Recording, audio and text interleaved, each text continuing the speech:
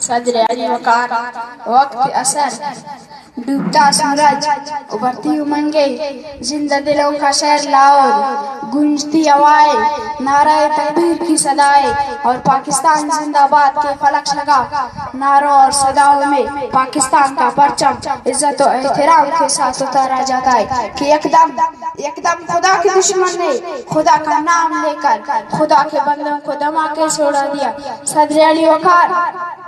عرصہ انسانی اعضاء بکھرے نظر آتے ہیں، وہاں موجود لوگوں کا لہو اس سبز حلالی پرچم پر بھی پڑتا ہے کہ جسے ابھی عزت و احترام کے ساتھ اتارا گیا تھا۔ وہاں موجود لوگوں کا لہو دشمن کو للکار رہا ہے، وہاں موجود لوگوں کا لہو یزیدیت کو حسینیت کا پیغام سنا رہا ہے کہ 2 نومبر کا سورج فضا خوشگوار بن کر غروب ہو جاتا ہے، لیکن جناب اعلیٰ اگلے ٹھیک 24 گھنٹے بعد دنیائی منظر بھی دیکھتے ہیں کہ جس جگہ کی بو خون سے رچی بسی تھی نا، ٹھیک اسی جگہ پر وہی شہری دوبارہ جمع ہو کر پاکستان زندہ باد جیوے جیوے پاکستان کے نعرے لگاتے ہوئے یہ نوید دیتے دکھائی دیتے ہیں کہ خون دل دے کر نکارے گے رخے پر کے گلاب، ہم نے گلشن کے تحفظ کی قسم کھائی ہے۔ صدر علی وقار ہاں ہم نے گلشن کے تحفظ کی قسم کھائی ہے کہ میں میجر عزیز بٹی بن کر جیم خانہ کلب میں شام کی چائے پینے کا دعویٰ کرنے والوں کی